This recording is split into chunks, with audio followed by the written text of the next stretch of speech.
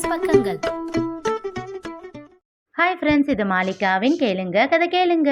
மானஸ் எழுதிய விழி தாண்டிய கனவே, அத்தியாயம் 33. உன் மனசில் என்ன இருக்கு என்று கேட்டான் விக்கி.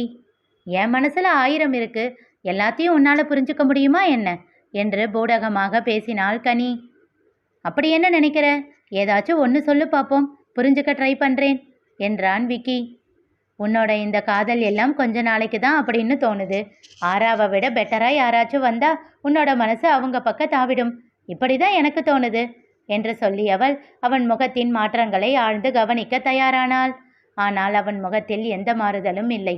திரும்பி தன் வீட்டை நோக்கி நடந்தான். நில்லு விக்கி, எனக்கு பதில் சொல்லிட்டு போ. என்ன பதில் சொல்லணும்? உன்னோட அபிப்பிராயத்தை நீ சொன்ன, இதில் நான் சொல்றதுக்கு என்ன இருக்கு? சின்ன சிரிப்போடு கேட்டுவிட்டு சென்று விட்டான். அவன் மனதில் இருப்பது என்ன என்று இன்னும் தெளிவாக புரியாமல் அவன் சென்ற திசையை பார்த்து கொண்டு நின்றிருந்தாள் கனி.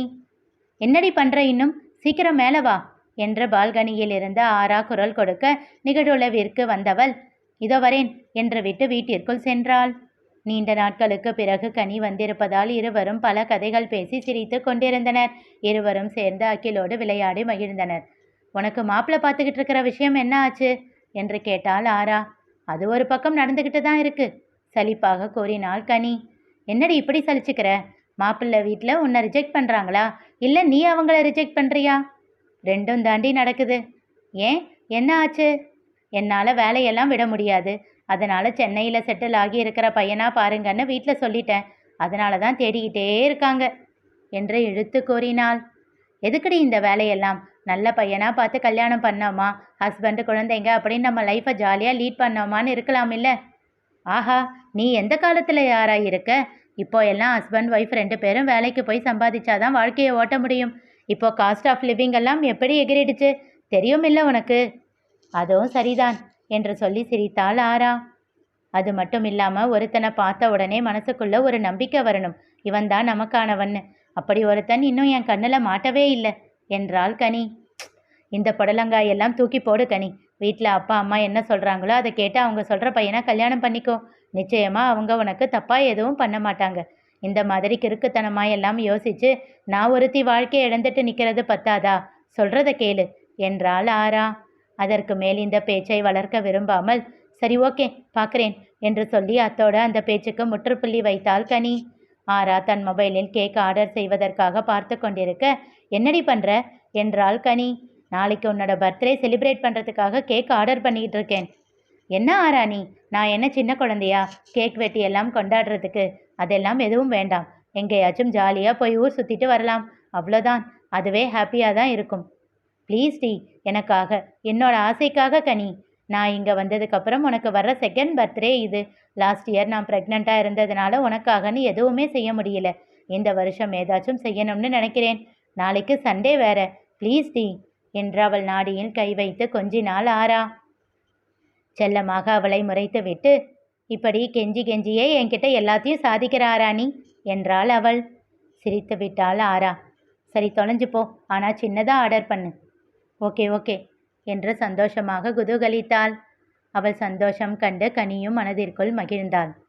மறுநாள் காலையில் எழுந்து தலை குளித்து புது உடை அணிந்து கோயிலுக்கு செல்ல தயாரானாள் கனி. இருவரும் அகிலை தூக்கி கொண்டு கோயிலுக்கு சென்றனர்.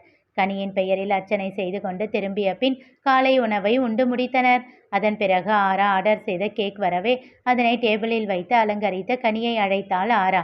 விக்கி பார்வதி எல்லோரையும் அழைப்பதாக ஆரா கூற அதனை தடுத்து விட்டாள் கனி.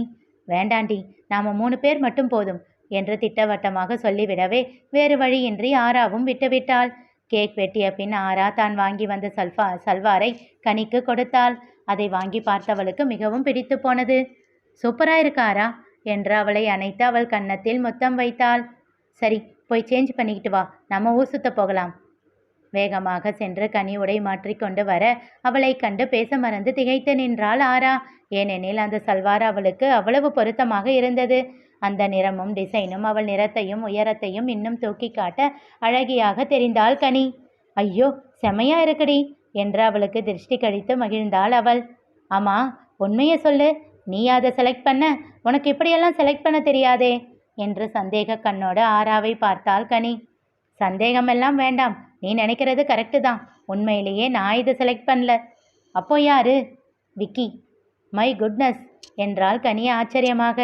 எங்கோ பார்வையை செலுத்தி யோசனையோடு இருந்த ஆராவின் தோள் தட்டி, என்னடி ஆச்சு என்றாள்.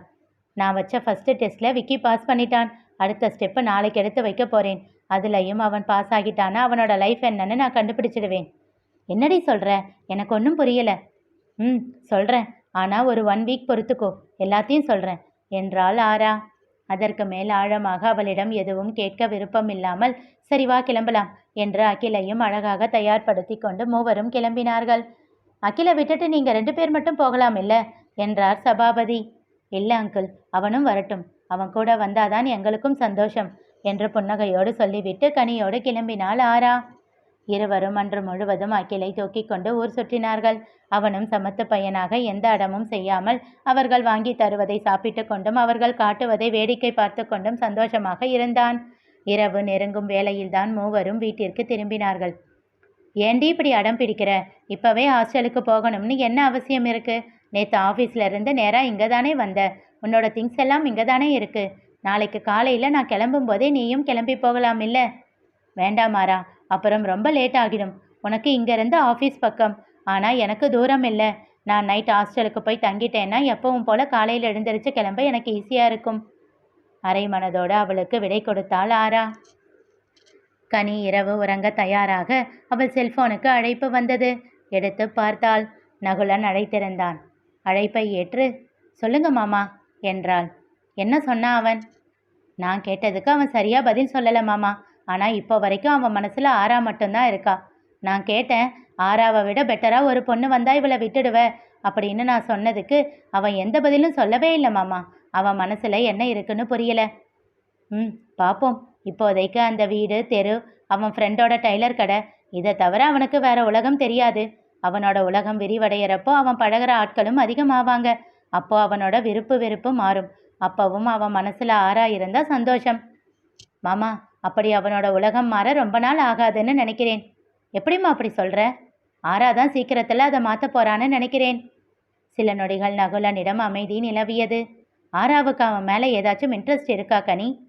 இல்லை மாமா, அவளுக்கு அவனை பிடிக்கும், அவ்வளவுதான். அதுக்கு மேலே எந்த எண்ணமும் இல்லை. அவன் மனசு அதையெல்லாம் யோசிக்கவும் இல்லை. ஆனால் அவன் கூட இருக்கும்போது அவள் சந்தோஷமாக இருக்கா மாமா. பெருமூச்சு ஒன்றை விடுத்தான் நகுலன். சரிம்மா, பார்ப்போம் என்று சொல்லிவிட்டு அழைப்பை துண்டித்தான். கனியிடம் பேசிவிட்டு திரும்பியவன் திகைத்து நின்றான். கையை கட்டி ஆதிரா அவனையே பார்த்து கொண்டு நின்றிருந்தாள். வலிய வரவழைக்கப்பட்ட புன்னகையோடு அவளை கடந்து அறைக்குள் சென்றான் நகுலன். ஆராவுக்கு யார் மேலே இன்ட்ரெஸ்ட் வரணும்? அவள் கேள்விக்கு என்ன பதில் சொல்வது என்று புரியாமல் தடுமாறினான். ஆராவுக்கு கல்யாணம் ஆயிடுச்சு, ஒரு பையன் இருக்கான். இதுதானே அவள் வாழ்க்கை. இப்போ அவளுக்கு யார் மேலே இன்ட்ரெஸ்ட் வரணும்? ஒருவேளை அவங்க 2 பேருக்குள்ளே ஏதாச்சும் பிரச்சனையா? அதெல்லாம் எதுவும் இல்லைம்மா, நீ எதையும் யோசிக்காத என்றவன் அவள் பார்வையை தவிர்த்து விட்டு செல்ல முனைந்தான். அவன் கைப்பிடித்து இழுத்து தன் முன் நிறுத்தி தன்னை பார்க்க செய்தவள், என்கிட்ட எதையாச்சும் மறைக்கிறீங்களா நகுலா என்றாள் கோபமாக. நகுலன் என்ன பதில் அளித்தான் தெரிந்து கொள்ள தொடர்ந்து கேளுங்க. கதை கேளுங்க. மீண்டும் சந்திப்போம்.